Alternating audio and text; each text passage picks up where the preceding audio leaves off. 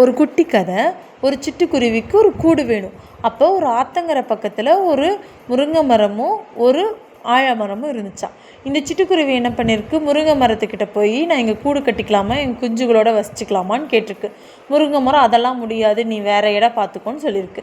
அப்போ ஆலமரத்துக்கிட்ட போய் கேட்கும்போது ஆலமரம் நீ கட்டிக்கலாம் அப்படின்னு சொல்லியிருக்கு. ஒரு பெரிய வெள்ளம் வரும்போது அந்த முருங்கை மரம் வெள்ளத்தோடு அடிச்சுட்டு போயிடுச்சு. அப்போ சிட்டுக்குருவியை பார்த்து சிரிச்சிருக்கு. நான் அன்றைக்கே கேட்கும்போது நீ கூடு கட்டுறதுக்கு விடலைல்ல அப்படின்னு சொல்லி சிரிச்சிருக்குதாம்மா.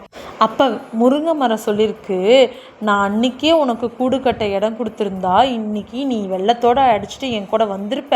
அதனால தான் நான் அன்றைக்கே உன்னை கூடு கட்ட விடலைன்னு சொல்லிச்சான்.